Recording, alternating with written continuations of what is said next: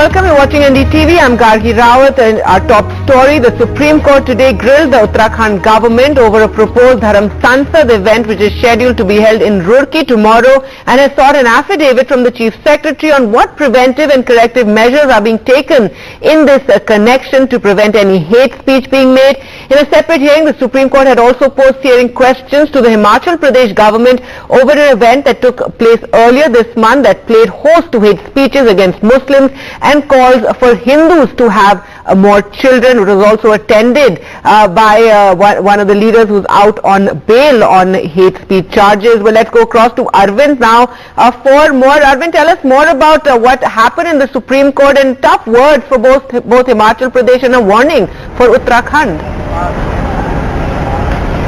Yeah, the Supreme Court has expressed serious concern over the continuing incidents of hate speeches across the country, despite Supreme Court laying guidelines in a case relating to hate speeches. In fact, the Supreme Court, while starting the hearing on the incident that happened in Himachal Pradesh, in fact, the Supreme Court has asked the state government what all the actions or the steps that were taken by the Himachal state government post this particular incident of hate speech that were given during this particular dharamsansadevent. So they have asked the Himachal state government to put in a detailed affidavit the step that they have taken against this particular alleged hate speeches that were given in this dharamsansadevent, and the affidavit has been asked to be filed by May 7th. That's regarding the incident that took place in Himachal.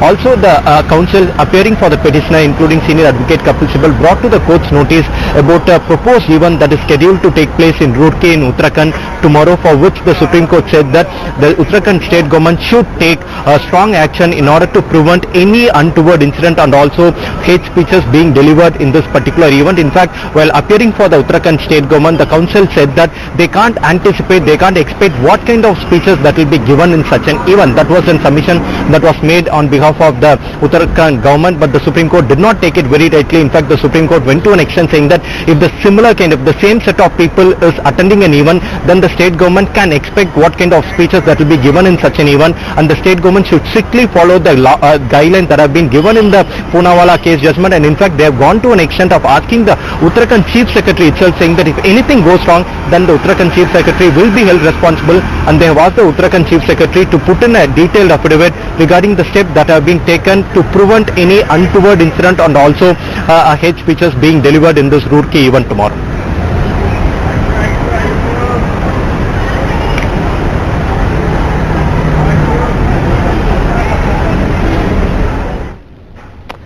Alright, well, to talk more about this, we're now going across to Sanjay Hegde, advocate of the Supreme Court, and Aashutoshsrivastava, a lawyer of the Supreme Court. And Sanjay Hegde, first, your response to the Supreme Court coming down very heavily on hate speech and the fact that, you have the repeat offenders like Yati Narsinghanand, who's out on bail, attending yet another Sansad in Himachal Pradesh this time, and then again making very provocative statements. Well, unless somebody is stopped and his previous bad behavior is not brought to account, he will continue, he or she will continue. So the Supreme Court looks like it has had enough. The Supreme Court had given a judgment in the Tehseen Poonawalla case, which I had argued, where I had suggested to the court a whole series of preventive and remedial measures.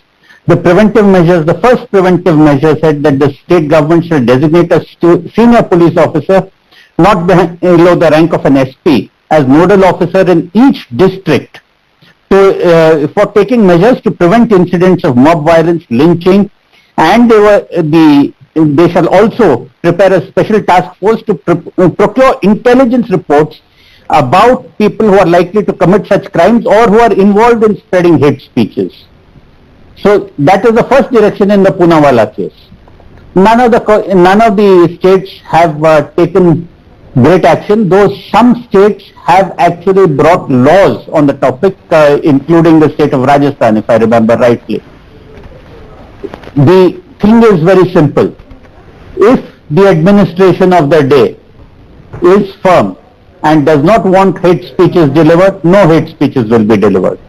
If, on the other hand, the administration of the day indulges in wink wink, nod nod, oh, you go ahead, we will pretend to take action after things are said, you go ahead because it is for our political benefit, then nothing happens. So essentially the Supreme Court has seen through all this, and it is rather putting the authorities on notice.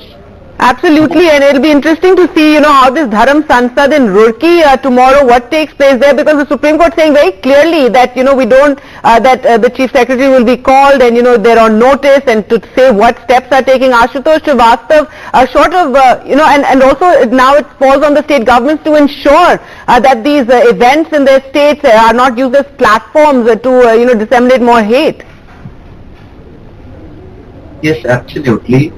Supreme Court had given the guidelines in 2018 only that to maintain the peace and order and law system in a civilized country like India, certain rules are to be followed, and such guidelines were issued, which, as my learned friend rightly said, about the appointment of the nodal officers, and any such incidents which is reported has to be investigated under the supervision of the nodal officer, and an FIR should be registered after any such incidents under section 153A, and the charge sheet is also to be filed within the time frame, and the fast track courts should be set up which should decide the matter within 6 months, and even if the victims are to be given the free legal aid, and they should also be compensated under section 357A of CRPC for any mob lynching.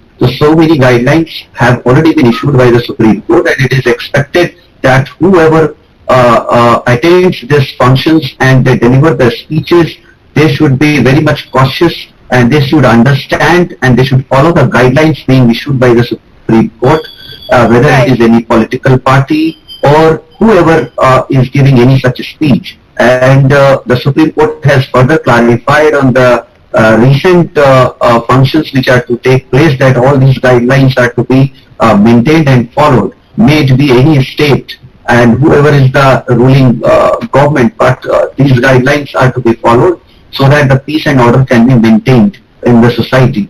This is what is expected. Right, the Supreme Court taking a very stern view of, these events taking place again and again, and, we the media, NDTV at least reports on them, but no steps seem to be taken. We reported on the Himachal Dharam Sansad, where you had Yati Narasimhan again using the platform to give hate speeches. We'll have to see now what steps Uttarakhand takes ahead of tomorrow. Thank you so much both for joining us on the program. Some